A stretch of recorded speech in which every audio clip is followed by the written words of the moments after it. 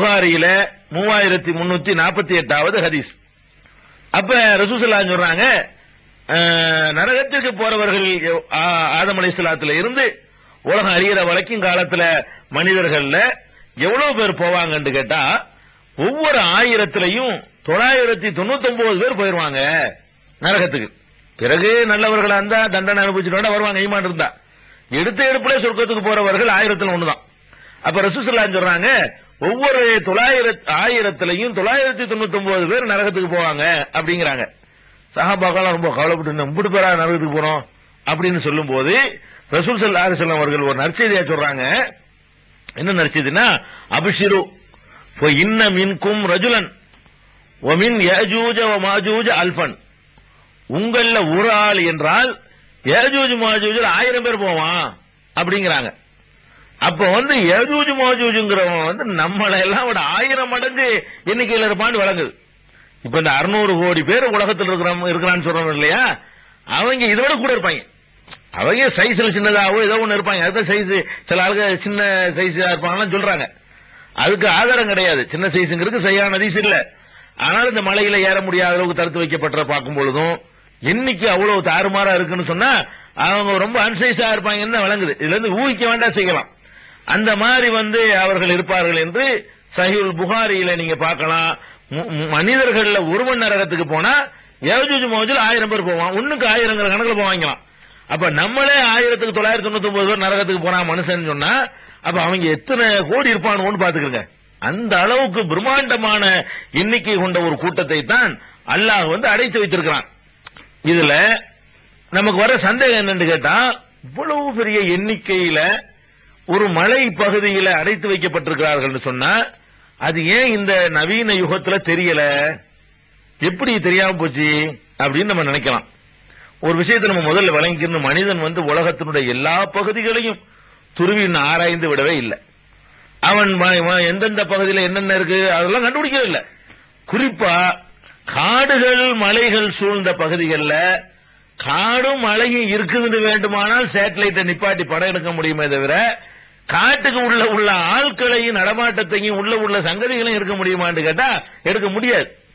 அப்படிலாம் ஒரு வாய்ப்பு இருந்தா இன்னைக்கு கோடி கோடியா வீரப்பன் என்ற ஒரு சந்தன கடத்தல்காரரை பிடிப்பதற்காக வேண்டி எவ்வளவோ முயற்சிகள் அரசாங்கம் பண்ணுது. சேட்டலைட்ல மரம் தான் தெரியும், செடி ஒளி தான் தெரியும். அவர் பறஞ்சிருக்கிற அதெல்லாம் கண்டுபிடிக்கல. கண்டுபிடிக்கணும்னா இவ்வளவு கோடிக்கணக்கான ரூபாய் தேவையில்லை. அப்ப அந்த மாதிரியாக காடுகள்லாம் மறைந்து சூழ்ந்த எத்தனையோ காடுகள்லாம் இருக்குது. இந்த கோடியக்கரை காட்டுல உள்ள போனா யாரை கண்டுபிடிக்கலாமா? கோடியக்கரை காட்டுக்குள்ள நீங்க உள்ள போயிட்டீங்கன்னா, சத்தியமங்கலம் காட்டுக்குள்ள உள்ள போயிட்டீங்கன்னு சொன்னா 1000 சேட்டலைட்டை மேல நிப்பாட்டி வச்சாலும் சரி, அங்க இருந்து ஒன்னையும் படிக்கல. பச்சை பச்சையா கலரா தெரியும், மரஞ்செடி தான் தெரியும். அப்ப அது மாதிரியான பகுதிகள் உலகத்துல நமக்கு தெரிஞ்சு இந்த கோடியக்கரையிலையும் எங்களுக்குள்ள சத்தியமங்கலத்துல இருக்கிறத பாக்குறோமே, இதெல்லாம் மக்கள் வாழுகிற பகுதியில் உள்ளது. இதையெல்லாம் விட அடர்த்தியாக, இதையெல்லாம் விட கடுமையான பகுதிகள் எல்லாம் உலகத்துல இருக்குது. அந்த மாதிரி பகுதிகளை மனிதன் ஒன்னும் பார்க்கல, சென்றடையல அப்படிங்கறத நீங்க விளங்கிக் கொள்ளணும். அதனால இது பெரிய ஆச்சரியமானதெல்லாம் இல்ல. இது ஒரு காலத்துல எல்லாம் உடைச்சு விடும் பொழுதுதான் வெளியே வருவாங்க. இதுல ஒரு ஆச்சரியம் கிடையாது. இன்னும் சொல்ல போனா அல்லாஹ் ஒரு காரியத்தை ஒரு குறித்த நேரத்தில் நடத்தணும்னு முடிவு பண்ணிட்டான்னு சொன்னா அதை எப்படி மறைக்கணுமோ அப்படிலாம் மறைக்குவான். அவன் தன்னுடைய வல்லமையை கொண்டு மறைக்கிற ஆற்றல் உள்ளவங்கிறது அடிஷனலா நம்ம நம்ப வேண்டிய விஷயம். குகையில தான் இருந்தாங்க ரசூல் ஸல்லல்லாஹு அலைஹி வஸல்லம், அபூபக்கர் ரலியல்லாஹு பக்கத்துல தான் வந்தாங்க. இது பார்க்கத்தான் செய்யலாம், அறிவு சொல்லத்தான் செய்யுது. பார்த்து உத்து பார்த்தா தெரியுமே, உத்து பார்த்தா தெரியும், உத்து பார்க்கல. உத்து பார்த்தா தெரியும், உத்து பார்க்கல, இங்கெல்லாம் இருக்க மாட்டாருப்பான்னு போயிட்டாங்க. அப்ப அல்லாஹ் ரப்பல் ஆலமீன் காப்பாத்துன்னு ஒரு இதை கடைசி நேரத்தில் வெளிப்படுத்த நினைச்சான்னு சொன்னா, அது மனிதன் பார்வை சென்றடையாம ஒரு பிரச்சனை ஒரு தேவைன்னு வரும்போதுதான் ஒரு விஷயத்தை ஒரு மனிதன் கண்காணிப்பாடு தவிர உலகத்துல அம்புட்டு பகுதியும் போய் கண்காணிச்சிட்டு இருக்க மாட்டான். அங்க ஒரு விவகாரம் இருக்குது, அதை கவனிச்சுதான் ஆகணும் அப்படிங்கிற மாதிரி ஒரு பிரச்சனை வரும்பொழுதுதான் அந்த கண்காணிப்புகளின் பக்கம் மனிதன் தேவைப்படுவான். அதனால இது இப்படிலாம் ஒன்னும் தெரியல, ஒருத்தர் கண்டுபிடிக்கல எல்லாம் சொல்லக்கூடாது. அது இவ்வளவு விஷயங்கள் கரெக்டா இருக்கும் பொழுது கண்டிப்பா நிச்சயமா அந்த யாஜூஜ் மாஜூஜ் என்ற ஒரு கும்பல் வரும், பிரம்மாண்டமான எண்ணிக்கையில இருக்கும் என்பதை நம்ம நம்பணும். சரி, இதுக்கப்புறம் இப்படி புறப்பட்டு வர்றாங்க இல்லையா, வந்தவர்கள் இதுவும் அந்த ஏரியாலாம் இருக்குன்னு விளங்குது. இதுவும் எல்லாமே எதை வட்டி வருதுன்னாங்க, அந்த சிரியா, அந்த பாலஸ்தீன், அந்த குராசான், ஆப்கான் இந்த வட்டாரத்துக்குள்ளதான் இந்த மாதிரி நிகழ்ச்சி கூட நடந்து முடியுது. தஜ்ஜால் ஆகட்டும், ஈசா அலைஹிஸ்ஸலாம் ஆகட்டும், தஜ்ஜாலுக்கு முந்தைய நடக்கிற சம்பவங்கள் ஆகட்டும், எல்லாம் எதை ஒட்டி நடக்குதுன்னு கேட்டா அதுக்குள்ளே நடக்குது. என்ன ஆகுதுன்னு கேட்டா, இந்த யாஜூஜ் மாஜூஜ் கூட்டம் வந்த உடனே இவங்களுடைய தாறுமாறான எண்ணிக்கையும் இவர்களுடைய அந்த அடிச்சாட்டியத்திலும் தப்பிக்க முடியாம ஈசா அலைஹிஸ்ஸலாம் போனாங்க இல்லையா, அதை தேடிக்கிட்டு போய் முற்றுகையிடுவார்கள். யாஜூஜ் மாஜூஜ் கூட்டம் ஈசா அலைஹிஸ்ஸலாம் அவர்களையும் அவர்களை சேர்ந்த நல்லவர்கள் கிளப்பிட்டு போயிருவாங்க. ஈசா நபி எல்லாரையும் அந்த யாஜூஜ் மாஜூஜ்ங்கிற கூட்டம் முற்றுகையிட்டு விடும். எந்த அளவுக்கு முற்றுகையிட்டுரும் கேட்டா, அந்த முற்றுகையுடைய நாளை ரசூலுல்லாஹ் சொல்லல. எத்தனை நாள், ஒரு வாரமா, 10 நாளா, ஒரு மாசமா அப்படின்னு சொல்லல. ஆனால் அந்த முற்றுகை ரொம்ப நாள் நடக்குங்கிறதுக்கு ஒரு வார்த்தை இருக்குது. என்ன வார்த்தை இருக்குன்னு கேட்டா, யுஹ்சரு நபியுல்லாஹி ஈசா வ அஸ்ஹாபுஹு, அல்லாஹ்வுடைய நபி ஈசாவும் அவருடைய சகாக்களும் முற்றுகையிடப்படுவார்கள். ஹத்தா யகூன ரஅசு ஸௌரி லி அஹதிஹிம் கைரம் மின் 100 தீனாரின் லி அஹதிக்குமுல் யௌம். ஒரு காளை மாட்டினுடைய தலை, ஒரு மாட்டு அறுத்த அதனுடைய மாட்டினுடைய தலை இருக்குத, இந்த மாட்டு தலை அன்றைக்கு வந்து நீங்கள் இப்போது 100 தீனாரை எவ்வளவு பெருசா கருதுறீங்களோ அதை விட விருப்பமானதாக, அதை விட சிறந்ததாக அவர்களுக்கு தோணும். அவ்வளவு முற்றுகை நாள் அதிகமாக அதிகமாக சாப்பாடு தான் முக்கியமா போயிடும்.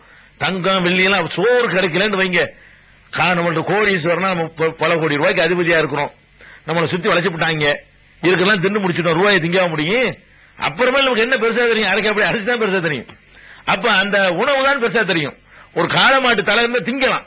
அதனால அந்த முற்றுகை எந்த அளவுக்கு ஆயிரும் கேட்டா, இருப்புகள்லாம் குறைஞ்சி திங்கிறதுக்கு ஒண்ணும் இல்லாம ஒரு மாட்டுடைய தலை கிடைச்சா 100 தீனாரை விட பெருசா தெரியுமே என்று அவர்கள் நினைப்பார்களே, அவ்வளவுக்கு வந்து முற்றுகை நடக்கும்.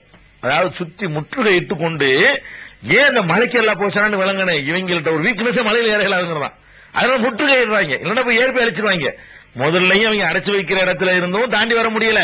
இதுல இருந்து என்ன விளங்குதுன்னா, அவங்களோட கையிலயோ உடல் அமைப்புல ஏதோ ஒண்ணுல அந்த மலையின் மீது ஏறி வரக்கூடிய டைப் அவங்களுக்கு இல்லாம எல்லாம் படைச்சிருக்கலாம்.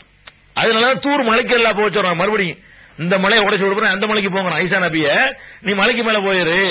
அப்ப தூர் மலைக்கு போனோம், மலையில ஏறல, முற்றுகை தான் இடுவாங்க. அப்ப அங்க கிடைக்கிற அந்த உணவுகளை வைத்துக் கொண்டுதான் அவர்கள் வந்து சமாளிக்க வேண்டும். அப்ப ரொம்ப கஷ்டப்படுவாங்க. அது ரசூல் ஸல்லல்லாஹு அலைஹி வஸல்லம் சொல்றாங்க. இப்படி இதுவும் சஹீஹ் முஸ்லிம்ல நீண்ட ஹதீஸ் 5228 ஒரே நம்பர் தான். சொல்றதெல்லாம் முஸ்லீம்ல தான் வரக்கூடிய சம்பவம், முழு சம்பவம் முஸ்லீம்ல தான் கிடைக்குது. இதே சம்பவம் திருமதி அபுதாபுல இருக்குது. ஒரு ஹதீஸை நம்ம எடுத்துக்கொண்டு சொல்லி வரிசையா தொடர்ந்து சொல்லிட்டு இருக்கோம். அப்ப இந்த மாதிரி ஆன பிறகு ஈசா நபி பாப்பாங்க, ரொம்ப மக்கள் ஒரு மாட்டு தலை கூட கிடைக்க மாட்டேங்குது, செத்து போய் ரொம்ப இருக்குது, ரொம்ப நாள முற்றுகை நீடிக்கிறாங்களே அப்படின்ற உடனே அல்லாஹ்விடத்துல ஈசா நபி அவர்களும் சகாக்களும் அழுது அழுது பிரார்த்தனை செய்வார்களே, அல்லாஹ் இந்த இக்கட்டில இருந்து காப்பாத்து, இவங்களுடைய முற்றுகையிலிருந்து எங்களை வந்து மீட்டெடுத்துரு, வெற்றியை கொடு என்று பிரார்த்தனை செய்வார்கள். பிரார்த்தனை செய்த உடனே அல்லாஹ் ரப்புல் ஆலமீன் சில புழுக்களை அனுப்புவான். புள்ளக்கிருமி கூட வச்சுக்கலாம். சில புழுக்களை அனுப்புவான். அது வந்து அவருடைய கழுத்துக்கள்ல பிடரிகள்ல போய் கொட்ட ஆரம்பிக்கும். அந்த புழுக்கள் வந்து தாக்க ஆரம்பிக்கும். கொட்டின உடனேயே, அந்த பூச்சிகள் கொட்டின உடனேயே கொல்லப்பட்ட உடனே விழுந்துருவாங்க. விஷ பூச்சிகள், அது விஷப்பூச்சிகளை எல்லாம் அனுப்புவான். அந்த ஏஜூஜ் மௌஜூஜ் இருக்கிற இடத்துல ஆளுக்கு ஒரு கடியை போடும். அது அழிக்கணும் எல்லாம் நினைக்கும் போது செய்யறான். அவன் காப்பாத்தணுங்கும் போது அப்படி காப்பாத்துறான், பெரிய மலையில வச்சு காப்பாத்துறான். அழிக்கணுங்கும் போது ஒரு அற்பமான ஒரு விஷயத்தை கொண்டு அழிச்சு போறான். புஷ் நினைச்சுடுவான். காப்பாத்த நினைச்சாலும் அப்படித்தான், அழிக்க நினைச்சாலும் அப்படித்தான். அழிக்கணும் முடிவு பண்ணிட்டான்ல. அதனால அவர்கள் இத்தனை வருஷமா அடைஞ்சு தப்பிச்சுக்கிட்டு இருந்த ஒரு கூட்டம், ஒரு அக்கிரமம் பண்ண கூட்டம், அவங்களுடைய முடிவு ஒரு சின்ன பூச்சியில வச்சிருக்கான், விஷப்பூச்சிகள்.